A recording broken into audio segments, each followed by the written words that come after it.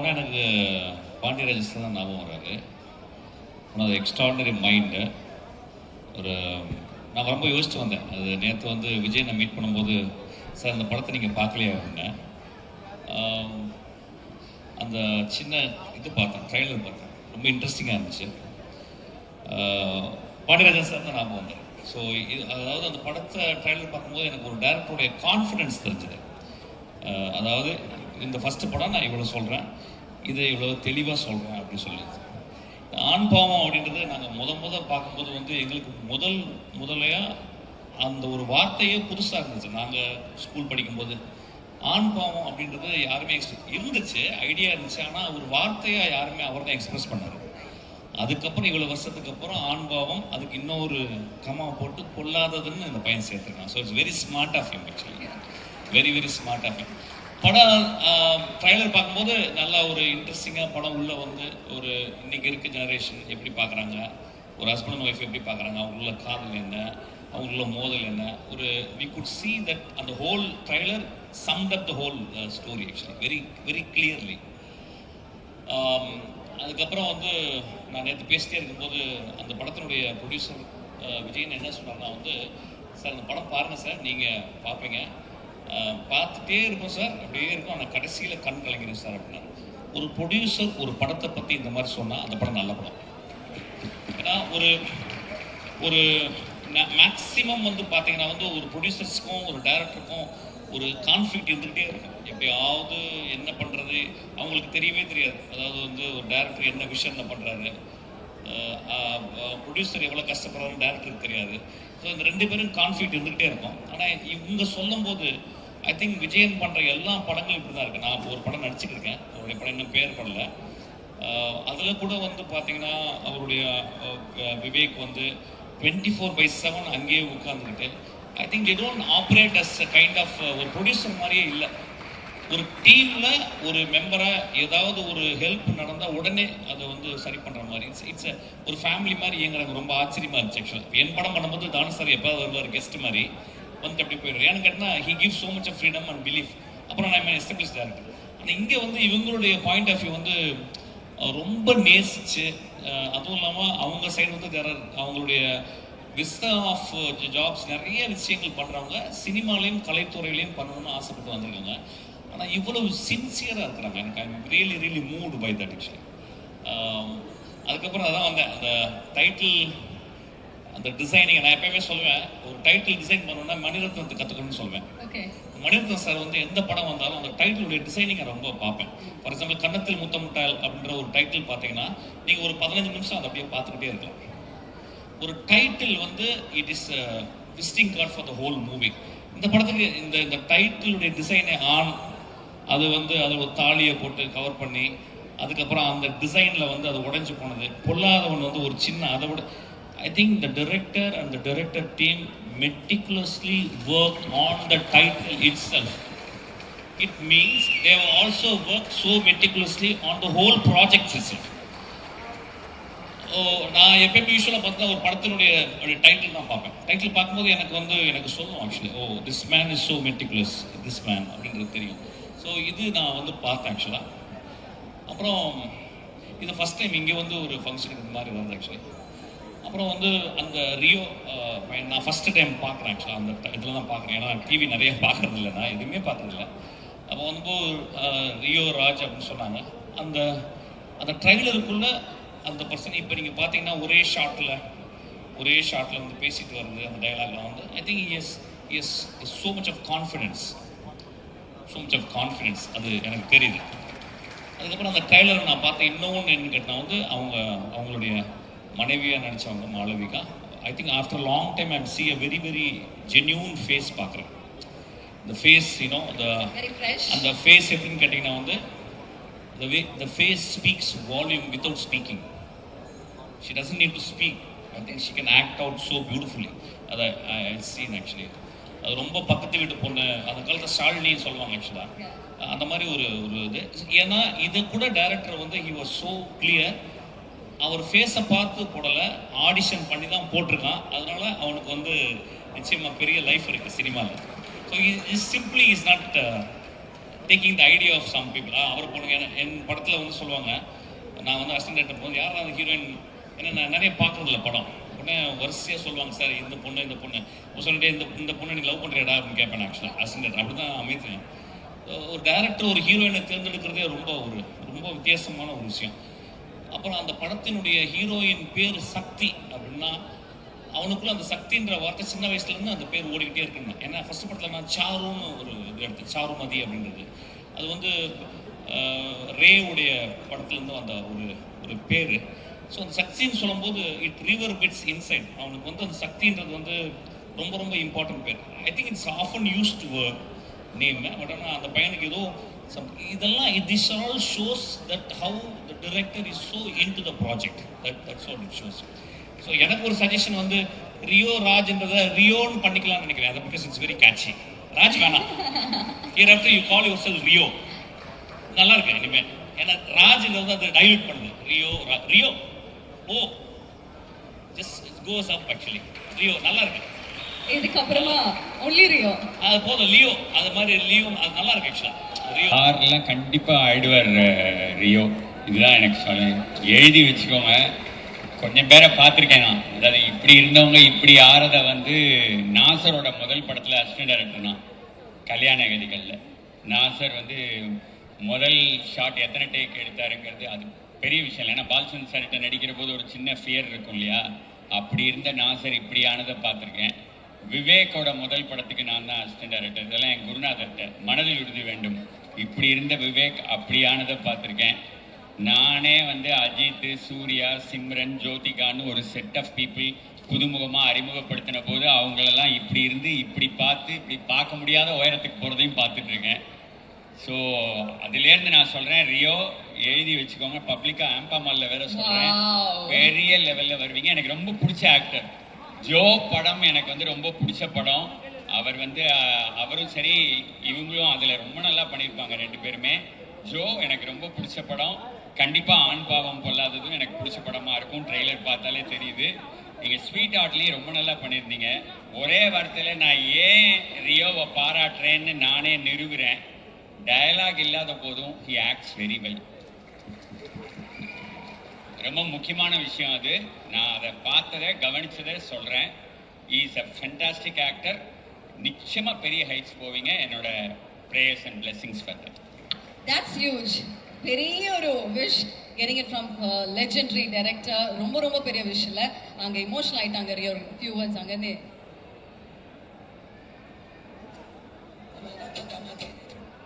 இல்லை சார், ஒரு தடவை நேரில் போய் மீட் பண்ணேன். நான் ஒரு ஃபோட்டோ எடுத்து வச்சுருக்கேன். அதுக்கு ஒரு சந்தர்ப்பம் வரும்போது நான் சில மொமெண்ட்டில் அந்த மாதிரி எடுத்து வச்சுப்பேன்.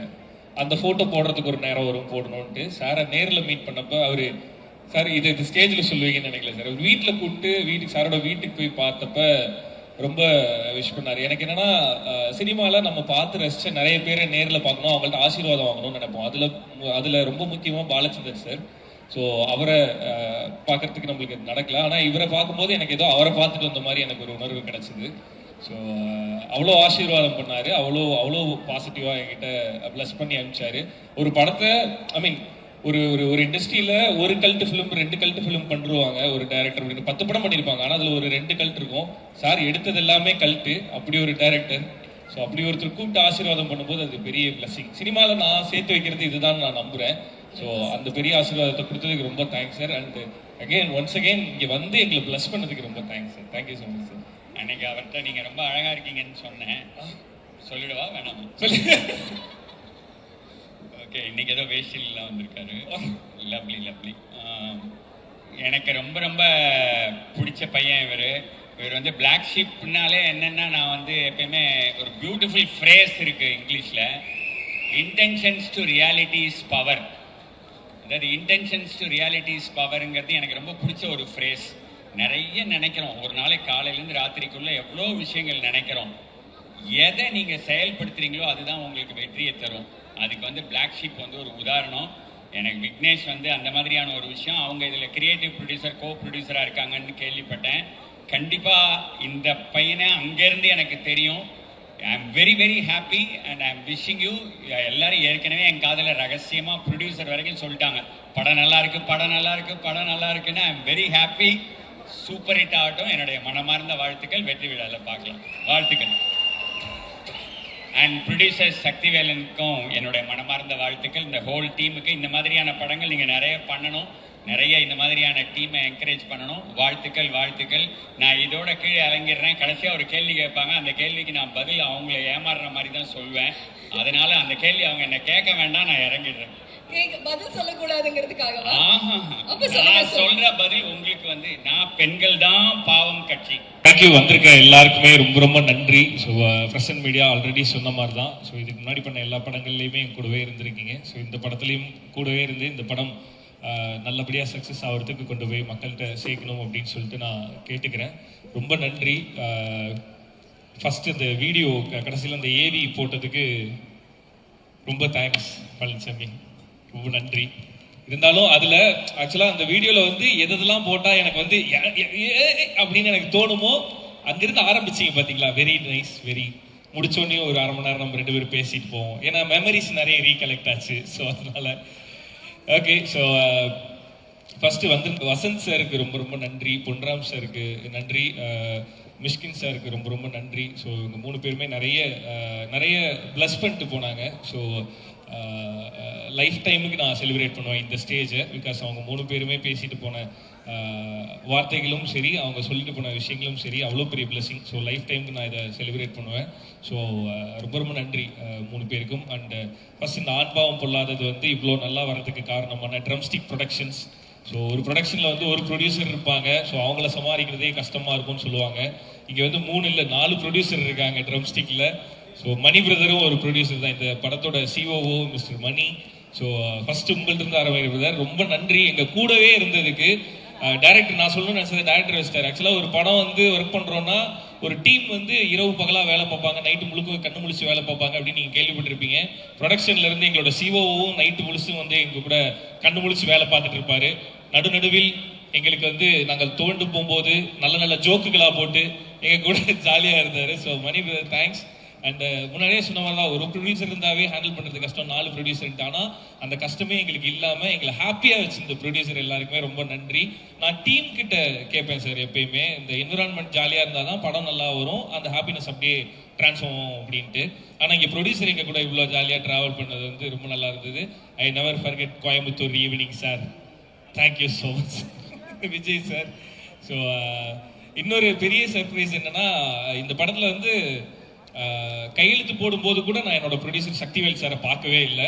படம் முடிஞ்சு ப்ரமோஷனோட ஃபர்ஸ்ட் டே ஒருத்தர் வராரு. வந்தோடனையும் அண்ணன் வந்திருக்காரு அப்படின்னோடனே நம்ம எல்லாரையுமே அண்ணன்ல கூப்பிடுவோம். அந்த மாதிரி அண்ணன் ஹாய்ண்ணே அப்படின்னு சொல்லிட்டு இது பண்றேன். அவர் தான் சக்திவேல் சார். சக்திவேல் சார் நீங்களா அப்படி இருந்தது. ஸோ படம் முழுசா முடிஞ்சதுக்கு அப்புறமேட்டு தான் நான் ப்ரொடியூசரையும் மீட் பண்ணேன். ஸோ ரொம்ப சந்தோஷம் சார். கொஞ்சம் முன்னாடியே நம்ம மீட் பண்ணியிருக்கலாம் சார்.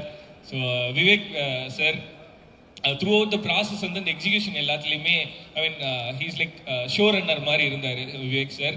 ஸோ உங்களோட சப்போர்ட் வந்து உங்களோட சப்போர்ட்டும் சரி, இந்த படத்தை ப்ரொடியூஸ் பண்ணதுக்கும் சரி, அதுக்கு நன்றி கடனா அக்டோபர் 31 இருக்கும் அப்படின்னு நான் முழுசாக நம்புகிறேன்.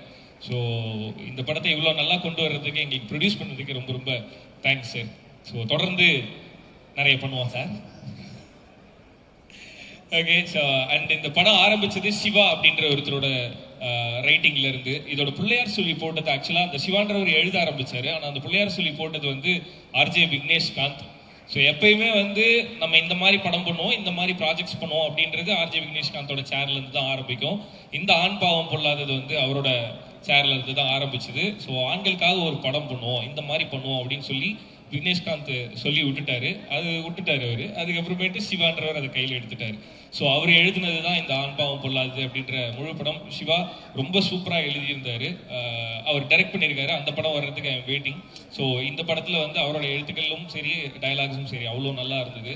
அண்ட் அதை வந்து டைரக்டர் கலையரசன் தங்கவேல் வந்து அதுக்கு லைஃப் கொடுத்தது யாரு அப்படின்னா, அந்த எழுத்துக்கு வந்து ப்ராப்பராக ஒரு லைஃபை கிரியேட் பண்ணது கலையரசன் தங்கவேல். ஸோ ரொம்ப அருமையாக இந்த படத்தை டைரக்ட் பண்ணியிருக்காரு. என்னோட டீம்லேருந்து நான் ரொம்ப பெருமையாக சொல்லிப்பேன். இதோட நம்மளோட டீம்லேருந்து இது 3வது டைரக்டர். நெஜமுண்டு நேர்வேண்டு ஊர்ராஜா படத்துலேருந்து 3வது அசிஸ்டன்ட் டைரக்டர் டைரக்ட் பண்ணுறாரு. நான் ரொம்ப பெருமையாக சொல்லிப்பேன். எங்களோட அசிஸ்டன்ட் டைரக்டர் யாருமே முதல் பட டைரக்டர் கிடையாது. எல்லாருமே ஆல்ரெடி டைரக்டராக இருந்து தான் முதல் படத்தை டைரக்ட் பண்ணுறாங்க. ஸோ இந்த படமும் உங்களுக்கு பார்க்கும்போது ஒரு முதல் பட இயக்குனர் எடுத்த மாதிரி இருக்காது. All the very best Kalai. So அடுத்து என்னோட ஜீனி சித்துக்குமார். நான் அவரை ஜீனின்னு ஏன் சொல்லுவேன்னா, ஒரு படத்தில் என்னென்ன சுச்சுவேஷன் வருதோ அதுக்கு நாங்கள் எங்கள் இஷ்டத்துக்கு என்ன கேட்டாலுமே அதை வந்து அவர் கொடுத்துருவாரு அவரோட ஸ்டுடியோலேருந்து. Love you so much. So short ஃபிலிம்லேருந்து ஆரம்பித்து இப்போ வரையுமே ரொம்ப ஜாலியாக நமக்கு வேணுன்றதை நம்ம இஷ்டத்துக்கு நம்ம பண்ணிட்டு இருக்கோம். அதுக்கு நம்ம மேலே இருக்கவங்களுக்கு தான் நன்றி சொல்லணும். அதுக்கடுத்து நான் உனக்கு தான் நன்றி சொல்லணும். பிகாஸ் என்னோட அதான் இப்போ மாளவிகா சொன்ன மாதிரி இந்த உருகின்றது வந்து கிட்டத்தட்ட அட்ரஸ் மாதிரி ஆயிடுச்சு நம்மளுக்கு. ஸோ அந்த சாங்கை கொடுத்ததுக்கு நன்றி. இந்த படத்தில் ஜோடி பொருத்தம் பாட்டும் அதே மாதிரி எல்லாருக்கும் ஒர்க் ஆகும் அப்படின்னு சொல்லிட்டு நான் முழுசாக நம்புகிறேன்.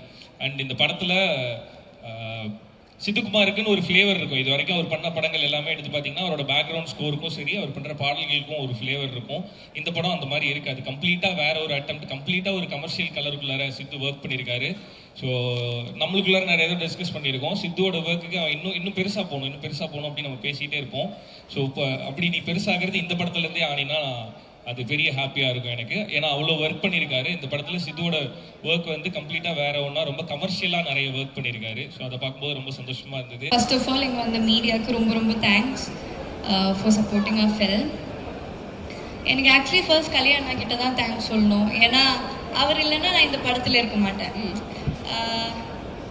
ஸோ அவருக்குன்னு இந்த கேரக்டருக்கு இது வேணும் அது வேணும் இருந்துச்சு. தமிழ் நல்லா பேசணும், அது மாதிரி நிறைய இம்பார்ட்டன்ட் சீன்ஸ் இருக்குது.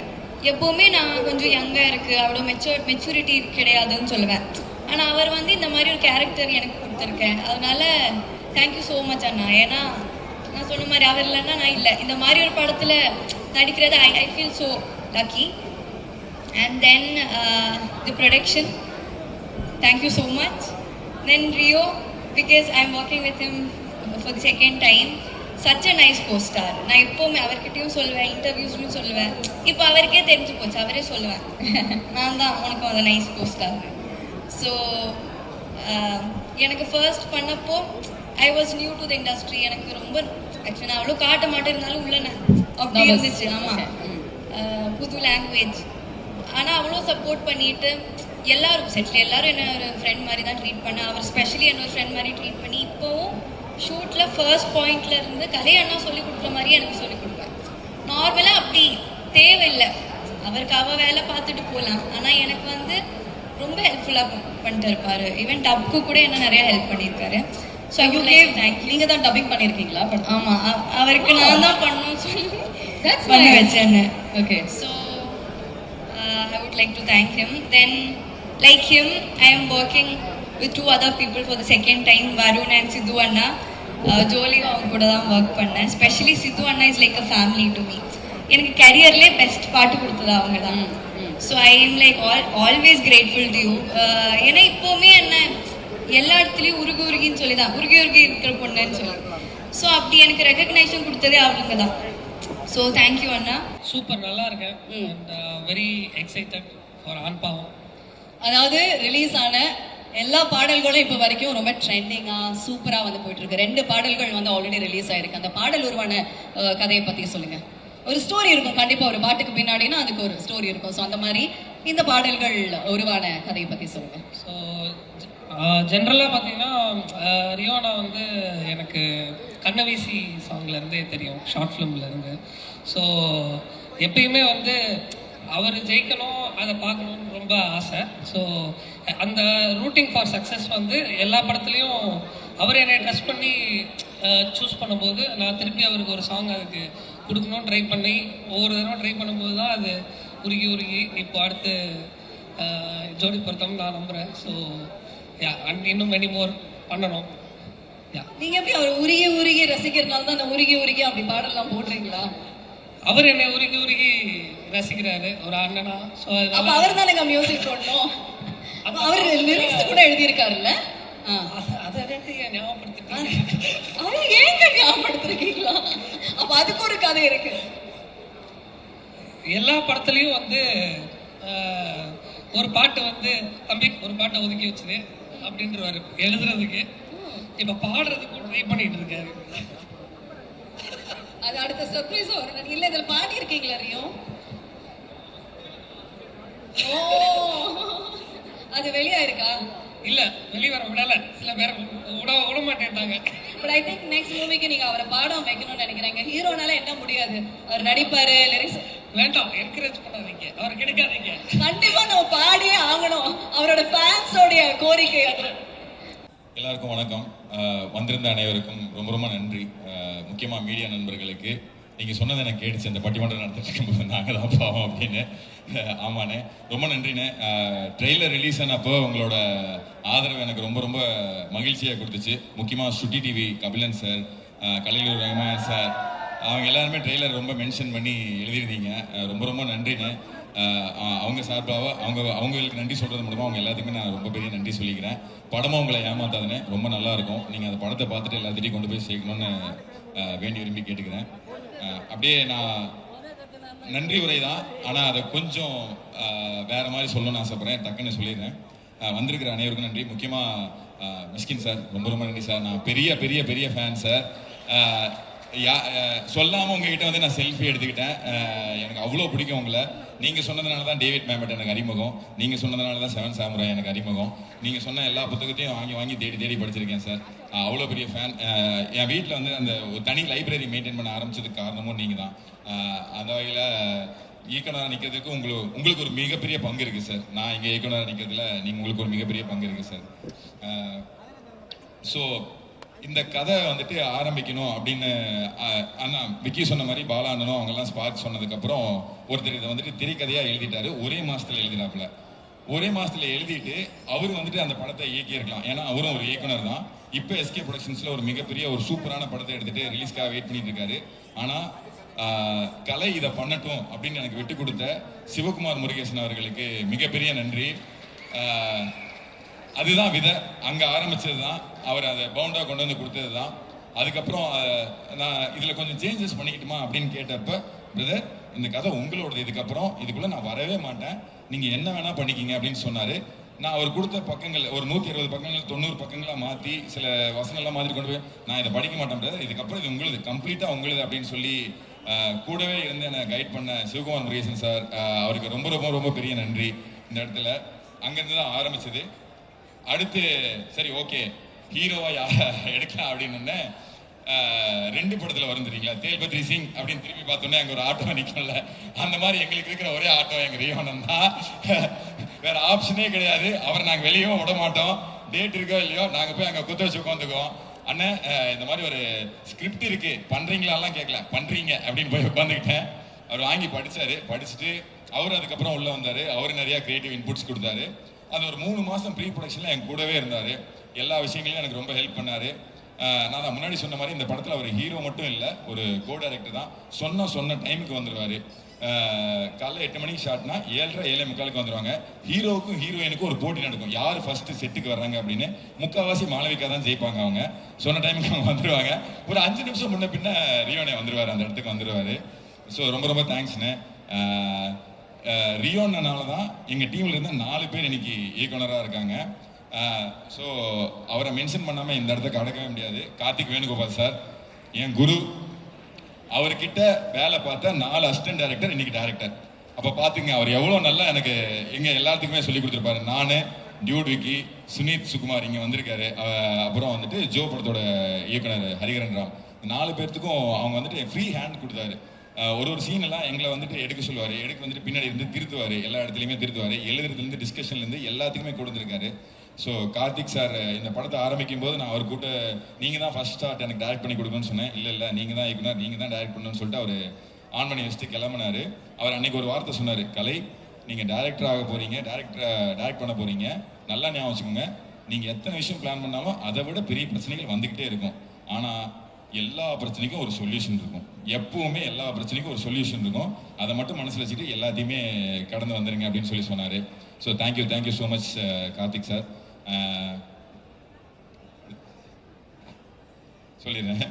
Malavika, thank you so much Malavika. இந்த படத்துக்கு மாளவிகா கொடுத்த ஹரிக்கும் ஒரு பெரிய நன்றி. இந்த சக்தி கேரக்டர் ரொம்ப இம்பார்ட்டண்ட்டான கேரக்டர்.